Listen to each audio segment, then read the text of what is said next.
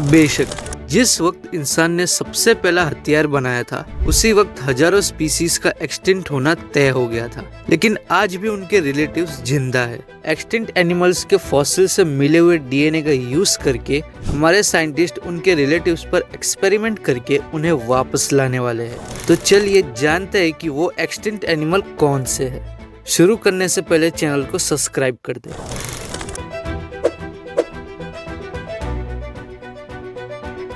Number 3, woolly rhinoceros. ये जानवर ice as के ठंडे इलाके में रहते थे। इसी वजह से इनकी बॉडी पर हद से ज्यादा बाल होते थे और इनका साइज भी बहुत बड़ा होता था। इसी वजह से वूली राइनोस मॉडर्न राइनो से ज्यादा डिफरेंट दिखाई देते हैं। लेकिन जब आइस एज खत्म हो रहा था और क्लाइमेट चेंज और इंसानों की हंटिंग की वजह से वूली राइनोस एक्सटिंक्ट हो गए।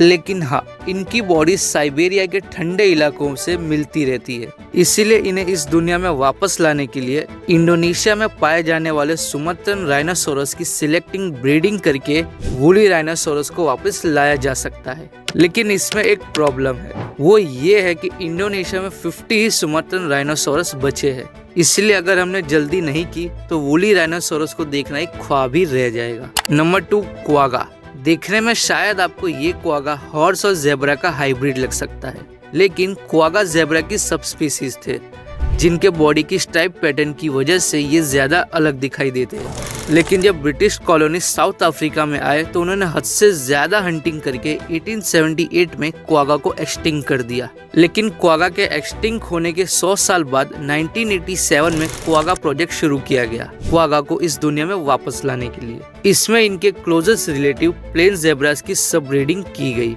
अभी तक इस दुनिया में क्वागा जैसे दिखने वाले 150 से ज्यादा क्वागा जैसे जेब्रास प्रोड्यूस किए जा चुके हैं और इनमें से 12-15 क्वागास को तो इनके नीचल हैबिटेट में इंट्रोड्यूस किए जा चुके हैं। Number 1, woolly mammoth. बेशक वूली मैमथ इस दुनिया के सबसे फेमस एक्सटिंक्ट एनिमल है। मैमथ के इतने खास होने की वजह थी इनकी बॉडी, जो आइस एज के टाइम पर भी इतनी ठंड को भी बर्दाश्त कर लेती थी।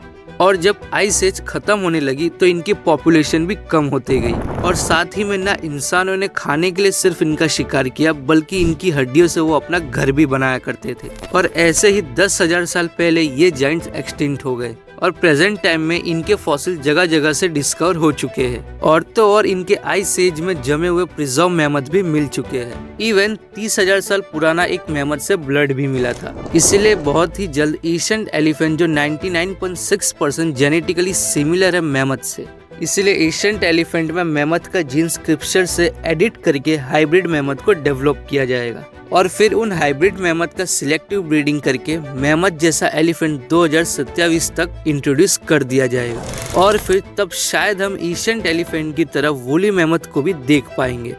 आपको इन एक्सटिंक्ट एनिमल में से किसको देखने का इंतजार है, हमें कमेंट करके बताएं। एंड जाते जाते वीडियो को लाइक और चैनल को सब्सक्राइब करते जाइएगा।